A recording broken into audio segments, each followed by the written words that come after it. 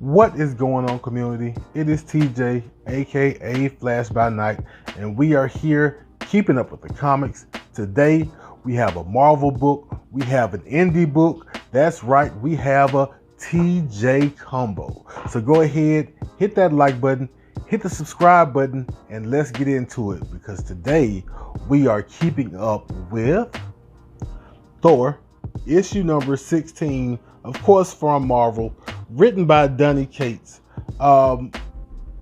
We have Thor basically coming into this book as part, I think this is part 2 of the Revelation story. No, not that Revelation, this Revelation. But anyway, it's part 2 of the Revelation story, where we are finding out that Thor is basically losing control of Mjolnir. Mjolnir is getting heavy because he is destined, or actually is king, and he has to make a choice. Mjolnir is forcing him to make a choice between being king and being Asgard's hammer, being the tip of the spear and the protector, because he can't be both, at least here. And I actually kind of understand where Thor is, because in my mind, Thor knows that he has to move on to be king and maybe hand this responsibility, this job, off to somebody else. And I kind of know the feeling when you've got to move on and kind of hand your baby off to somebody else, and you hope that they don't mess it up, or you think you're going to miss doing it, but you know you have to move on for everybody's good. And so I kind of sympathize with Thor here. But in this book, we kind of start off, and I feel like you've probably already seen the page, but in case you haven't, I don't want to spoil it. But we start off with Thor basically having a nightmare about the future, about how his end is going to come. And he is sharing stories of this nightmare with Jane Foster on the street. Now, I kind of appreciate that he's going to talk to Jane Foster about this, because after all, Jane Foster is Valkyrie, and so, you know, she's part of the Asgardian godlike lineage. And so I appreciate him going to talk to Jane Foster about this. I don't know about this art though. It didn't grab me. I guess everybody has their thing, and you know, everybody has their style. It just wasn't mine, but it didn't really hurt the story for me. So as he's telling Jane about what happened, they get a distress call. There's a fighting going on, and I feel like we've all read these, probably a few times, read these stories where the two hero characters are having a conversation, but they have to have it within the confines of this conflict they're having with some villains, and that's kind of what happens here. But then when they wrap it up, Thor gets a call, or I guess his ravens come calling, because somebody needs him back on Asgard, but the person who he thinks needs him is not the person that needs him, and he runs into someone else. And that leads to a strange conversation, and then leads to a strange conflict. And then the person who actually called him shows up, and apparently we are in for a few surprises as the Revelation story kind of wraps up. So I think the Revelation story is just 3 issues, so 17 all to finish it up. But I'm kind of enjoying Thor for the most part. This issue kind of jumped out of nowhere a little bit for me, from the conversation he had with Captain America at the end of 15. We kind of just jump into this. That was jarring a little bit, but I actually enjoyed and understood what was happening once we got there.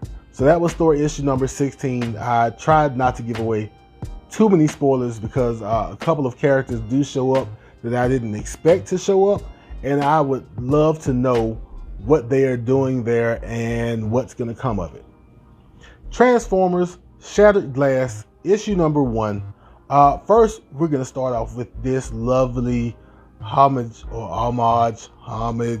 cover, depending on how you want to pronounce it, but the homage cover to the Marvel, I think, second series, number 1, where Optimus is on the cover with his face kind of jacked up and everything. But here we have Blur, because Blur is the main character in this issue, maybe going forward. I don't know. Actually, I do know, but I don't want to tell you. I want you to read this book if you are interested.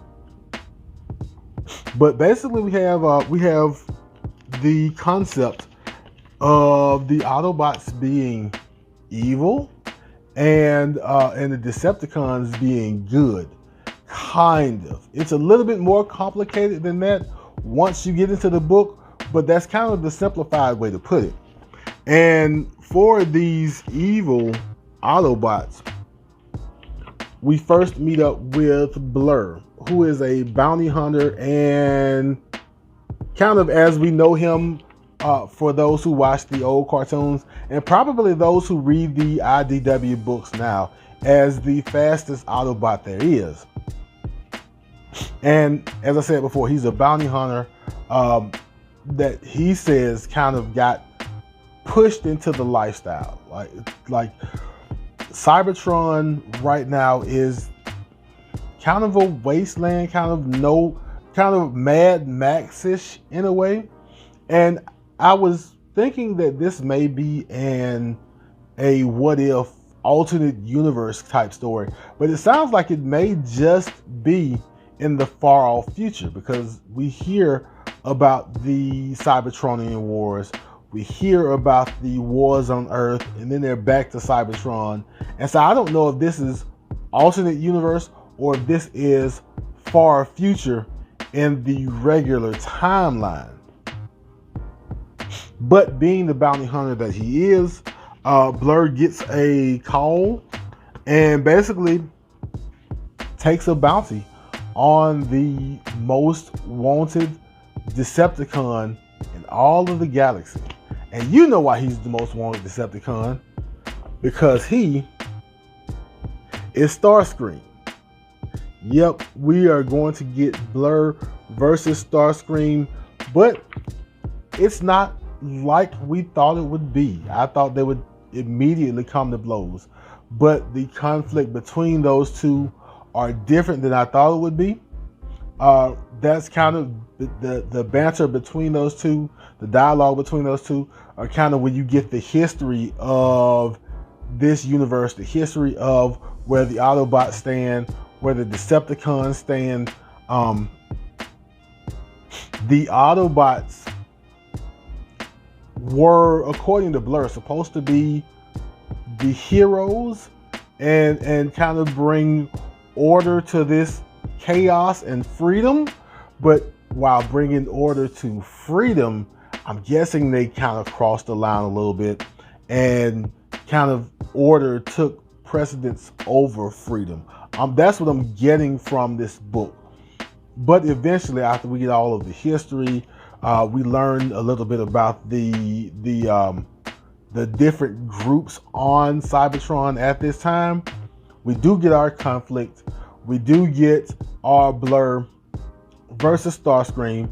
And while I don't want to give away too many spoilers, I will say the line, because I cannot help but say the line when I'm talking about a Transformers book: one shall stand, one shall fall. And that is how Shattered Glass ends. So Transformers Shattered Glass, issue number 1. Pretty good book, if I must say so. And he did this a lot in the cartoon, so it's probably purposeful. But Blur talked a lot.